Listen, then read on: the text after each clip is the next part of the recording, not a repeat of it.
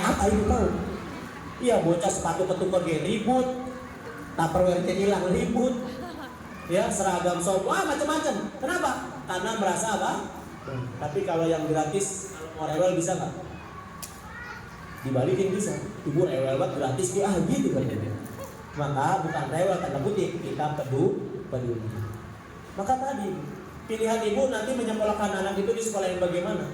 Kalau ibu yakin dengan tauhid, nanti jangan begitu. Nanti bayaran gimana? Nanti enggak. Anak ada jatah rezekinya masing. Maka kalau tauhid kita benar, insya Allah kita akan meningkatkan kualitasnya. Oke. Kemudian yang kedua, ya, kenali penyebab utama munculnya overthinking tadi itu. Tadi penyebab utamanya apa? Entah punya masa lalu yang buruk, atau misalnya memang ada gangguan hormon, ya. Maka ketika ada gangguan hormon, ya ini solusinya adalah ke psikiater, ahli kejiwaan dan lain sebagainya. Silakan, tidak dilarang. Sekarang pertanyaannya, boleh nggak kita curhat kepada manusia? Boleh nggak Bu? Curhat sama manusia boleh nggak? Katanya curhat sama siapa? Nah, sekarang pertanyaan, boleh nggak curhat sama manusia? Hah? Boleh. Siapa yang bilang boleh coba? Mana? Oke. Ibu, kenapa boleh curhat? Alasannya apa? Biar lega, berarti ke Allah nggak lega? Lega. Ya udah kalau udah lega ngapain lega-lega kayak gitu?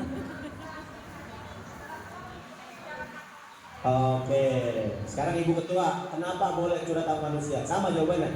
Oh sama ya, udah kalau deketan ya. Boleh nggak curhat sama manusia? Boleh, tapi ada syaratnya. Syaratnya apa? Berilmu. Jadi kita boleh nggak curhat sama orang? Boleh. Syarat apa? Yang kita ajak curhat itu berilmu. Misalnya Ibu berkaitan dengan ini seperti ini. Ada kejiwaan yang terganggu, boleh nggak curhat? Boleh. Kepada siapa? Yang punya siapa? Psikolog. Ya, misalnya psikiater. Itu orang-orang yang punya apa? Ilmu. Boleh. Kalau nggak boleh curhat sama manusia repot Bu. Kita ke dokter datang, Bu. Apa yang gejala apa Bu? Aduh maaf dok, saya mah curhatnya sama Allah. Kata dokter gua suntik mati juga, biar ketemu sama Allah sekalian nih orang. Iya, jadi boleh nggak kita curhat sama guru? Boleh, karena guru punya ilmu. Guru, saya ini mau laporan si kakak kok kalau di rumah ABC. Boleh. Kenapa? Karena yang kita ajak itu orang yang punya ilmu. Rumah tangga boleh nggak curhat? Boleh, kepada orang yang punya. Yang nggak boleh itu kita curhat kepada orang yang nggak punya ilmu. Misal curhat rumah tangga sama Besti nggak punya ilmu. Misalnya, Jom sini dong, gua kesel banget sama laki gua. Kata dia apa? Sama gua ge. Malah adu nasib. Lah iya, udah laki begitu mah tinggalin aja tuh. Ya. Emang banyak model begitu di SGC ada gitu. Lah ini modelnya malah merusak. Maka yang seperti nggak boleh. Jadi curhat boleh dengan siapa? Orang yang punya. Kalau nggak punya tinggalkan. Besti sekalipun ingat ya, Ibu jangan sembarang curhat sama Besti. Karena Besti itu ada expired date-nya. Iya, Ibu sekarang dibungkus lengket sama Besti.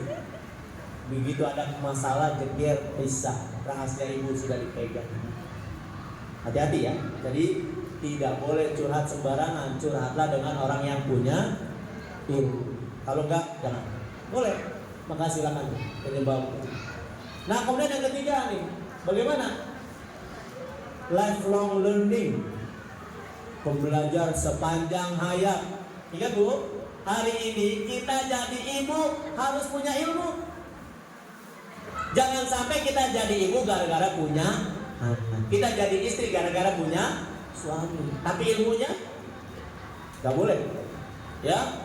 Bahkan saya sering sampaikan ibu-ibu majlis taklim, ya, ngaji fikih bagus, Quran oke, dasar utama. Tapi ngaji tentang bagaimana mendidik anak itu bagian daripada ibadah.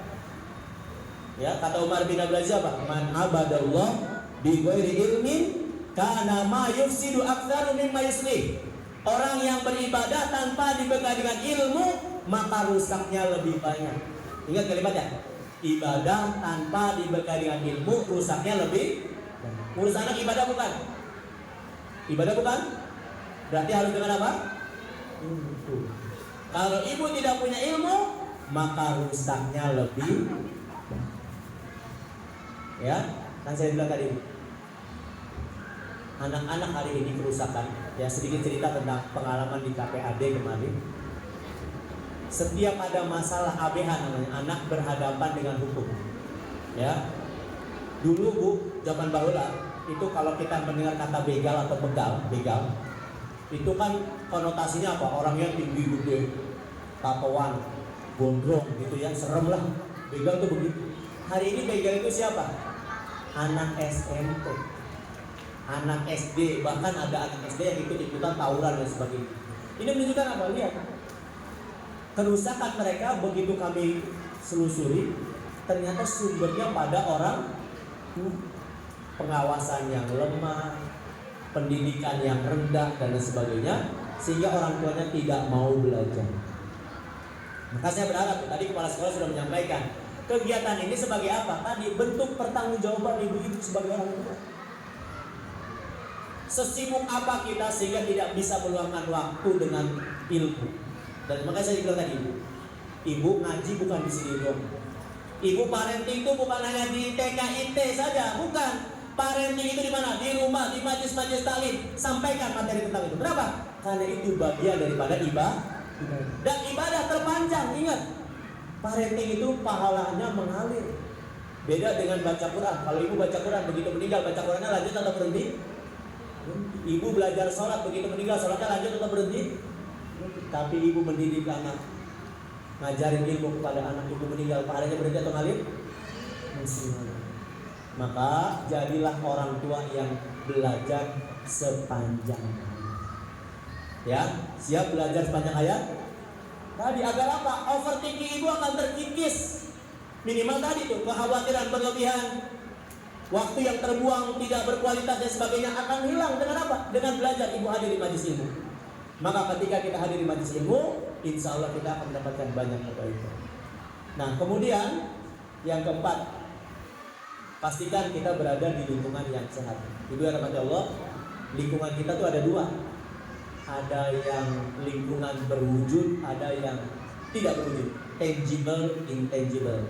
Yang berwujud itu apa? Lingkungan. Yang tidak berwujud itu di mana? Dunia maya, sosial media. Hati-hati. Terkadang berapa banyak kita jadi bawa perasaan baper, kepikiran terus-menerus gara-gara postingan di media sosial. Dan ingat Bu, salah satu di antara resep hidup bahagia adalah tidak tahu urusan orang. Semakin ibu tahu urusan orang, ribet. Karena lingkungan tidak sehat. Coba aja ibu searching lihat status temen, ya Allah, dia jalan-jalan lagi aja ya Allah. Lihat status temennya bulet. Temennya beli Pajero, dia beli Panadol, palanya. Ya Allah, si itu beli Pajero, ini kepala gua. Ya artinya apa? Lingkungannya nggak sehat. Ya, makanya ketika lingkungan tidak sehat, tuh overthinking berlebih. Ya, maka hindarkan yang di dunia maya. Jangan berselancar, cari-cari urusan orang. Semakin bahagia ketika kita tidak tahu urusan, termasuk rumah tangga. Pertanyaan saya, boleh nggak suami tahu urusan istrinya? Boleh Pak? Sekarang saya tanya dulu, boleh nggak istri tahu urusan suami? Boleh nggak? Mas dari mana? Mas mau kemana? Mas gajinya berapa? Boleh nggak begitu? Boleh nggak? Mana yang bilang boleh? Mana? Ibu, kalau suami tidak ngasih tahu gaji ibu, dosa nggak suami? Nggak ada urusan. Kan dia tadi, itu bukan urusan. Suami mau pergi kemana? Itu bukan urusan. Semakin ibu cari tahu suami, maka semakin ibu tidak bahagia. Yakin? Kalau ibu tidak mau tahu urusan suami, ibu bahagia. Udah. Fokus siapa? No. Karena saya ingin katakan ibu, lingkungan terbaik bagi pertumbuhan anak di mana? Di rumah. Kalau rumah sudah rusak lingkungannya, tumbuh kembangnya terganggu. Pasti itu, bukan insya Allah lagi, pasti. Kenapa? Karena ketika anak-anak itu dia berada di lingkungan yang buruk, maka dia tumbuh kembali tidak baik. Saya kasih contoh nih. Ibu kalau kesel sama suami, melihat anak kesel nggak? Hah? Ibu kesel sama laki nih. Lihat anak kesel nggak? Hah? Ibu pernah nggak kesel sama suami ibu? Nggak pernah aja ya. Hebat banget sih ibunya. Kalau ibu kesel sama suami, ibu kesel nggak ngeliat anak? Kesel. Bu bahkan lima. Ada kasus anak dipukul sama ibunya, Umar. Kita interogasi, kita tanya, ibu, kenapa ibu pukul anaknya? Apa jawabannya? Habis saya kesel sama laki saya. Kan kita tanya lagi lah, ibu kesel sama laki kenapa pukul anak? Apa kata dia? Habis mukanya mirip bapaknya. Ih, ibu, itu anak bapak, ibu anak bapaknya. Jadi ada anak yang jadi korban gara-gara hubungan suami istri tidak harus. Lingkungan terkecil dalam sosial adalah rumah. Maka hati-hati nih, lingkungannya sehat nggak rumah ibu? Ya, hubungannya harmonis nggak? Kalau enggak, no, anak-anak jadi korban. Yakin? Makanya ibu-ibu harus menjaga stabilitas emosi. Karena kalau tidak sehat tadi akan kemana-mana. Sekarang saya tanya lagi, ibu punya HP? Punya HP? Suami punya HP? Pertanyaan saya, boleh nggak suami meriksa HP istrinya? Boleh? Kenapa? Nggak ada rahasianya. Hah? Nggak ada rahasia. Nggak ada rahasia. Paling keranjang sapinya doang. Paling keranjang kuning doang, semua isinya keranjang kuning. Sama WA dari tukang paket bu, udah nyampe gitu doang. Iya rahasianya. Foto cekrek di depan. Kenapa nggak ada rahasia? Kan gitu. Alasannya itu bukan itu. Terus kalau ada rahasia, berarti nggak boleh kan begitu. Jadi jawabannya bukan tidak ada rahasia. Kenapa? Karena itu tanggung jawab suami. Nah sekarang saya tanya, boleh nggak istri bisa HP suami? Nah boleh gimana? Boleh nggak? Boleh nggak? Kami bilang boleh. Boleh nggak? Iya boleh. Kenapa alasannya? Kenapa? Iya alasannya ada alasan, boleh aja. Ibu jangan bilang gak ada rahasia, bukan. Kenapa ibu bisa HP suami? Biar terbuka, biar jujur gitu. Iya. Saya kasih tahu Pak, saya kasih tahu dia resep rumah tangga. Perempuan itu jangan sampai suami jujur. Semakin suami jujur, istri semakin sakit hati. Benar. Sekarang ibu masak, ibu nggak enak masakannya. Suami mau jujur apa bohong? Ditanya sama suaminya, sama istrinya, Mas, gimana? Enak gak? Enak. Terus kata istrinya, nambah ya, jangan. Udah mau. Tapi kalau suami bilang, gimana Mas? Enak gak? Gue enak, baik. Sakit hati gak? Besok mau masak lagi gak? Ya.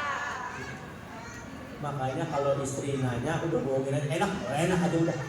Kenapa? Karena tadi Bu, maaf Ibu ya, perempuan itu unik. Perempuan itu dia itu makhluk yang mudah memaafkan tapi sulit melupakan. Makanya Pak hati-hati, bikin satu kesalahan sama ini makhluk, itu akan diungkit walaupun kejadian sebelum Masehi. Ada kalimat ini perempuan nih, Mas mah gitu, dulu juga sama si Mary begitu. Mary mana sih? Merry Christmas ya dulu. Jadi kejadian di masa lalu diungkit sama istri. Kenapa? Karena istri daya ingatnya. Ketika ibu daya ingatnya kuat, maka disitulah ibu sulit untuk memaafkan. Karena ciri orang yang memaafkan adalah mampu melupakan. Tuh, lingkungannya nggak sehat. Kalau rumah tangga dibangun dengan tadi sesuatu luka lama yang tidak sembuh, maka tidak akan sehat. Jadi mulai sekarang ibu jangan cari tahu urusan suami. Siap tidak? Siap nggak nih? Suami izin pamit hari Sabtu, Ma. Aku mau berangkat dulu ya ke PT. Ibu jangan ngikutin, bener nggak di ke PT?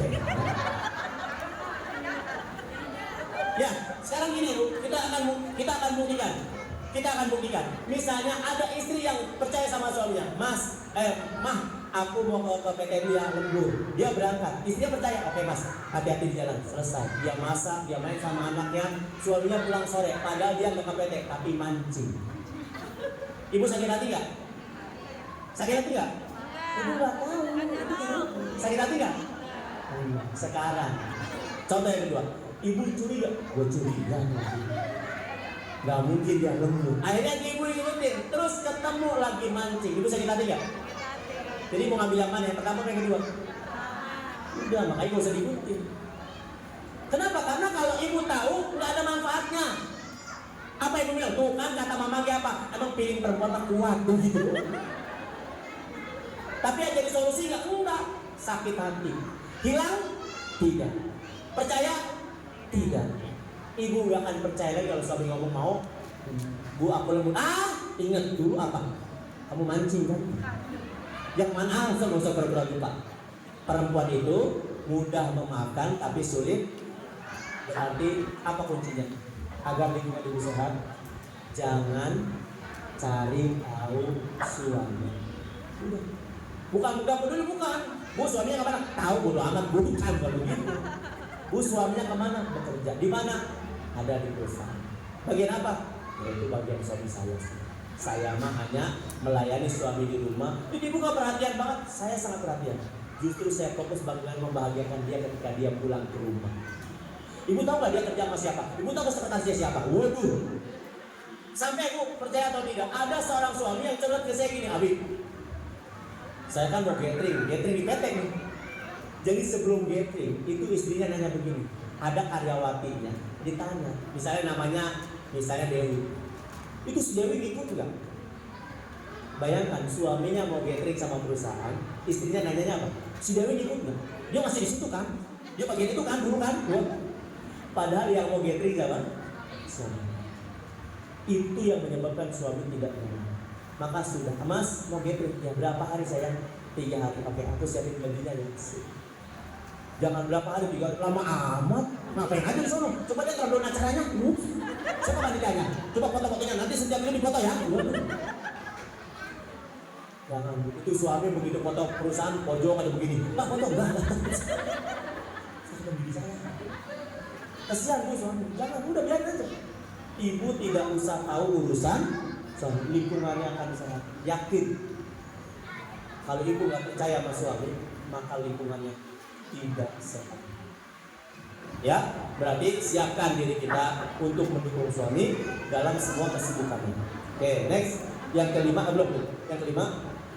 Nah ini, ingat ibu, salah satu di antara bencana adalah nganggur. Banyak waktu luang, jadi pikirannya kemana-mana. Sibuk yang bermanfaat. Ada sibuk yang tidak bermanfaat, ada. Apa? Tuh, searching, itu sibuk gak bermanfaat. Bahkan ada rumah tangga yang ribut gara-gara apa? Gara-gara istrinya nonton sinetron. Kepikiran dia, jangan-jangan lakiku begini. Kenapa? Overthinking. Kenapa? Gara-gara apa? Ada waktu luang yang tidak dimanfaatkan dengan baik. Sibuk. Sekarang ada ibu di rumah sibuk nggak? Sibuk nggak bu? Positif negatif sibuk. Makanya sibukkan dengan sesuatu yang bermanfaat. Dan kata Nabi begitu kan, orang yang tidak disibukkan dalam kebaikan, maka dia akan sibuk dalam kemaksiatan. Setiap ibu yang banyak waktu luang tidak dimanfaatkan, pasti banyak kemaksiatan. Ya, semakin ibu sibuk ngurusin rumah, ya, ngurusin anak, masya Allah. Makanya saya bilang tadi, anaknya banyak itu kesibukannya luar biasa. Saya jadi saksi bagaimana istri saya ngedidik 5 anak itu, masya Allah. Iya, yang satu setoran, yang satu PR, yang satu menyusui, yang satu makan, pantas darahnya naik kan gitu. Kenapa? Karena sibuknya tapi bermanfaat ya. Bermanfaat. Nah, siapa yang menguatkan istri adalah suami. Maka para ayah izin bagaimana kita ringankan para istri dengan tugas-tugas di rumah. Ya, ingat ya bu ya, suami yang membantu istrinya di rumah tidak hina.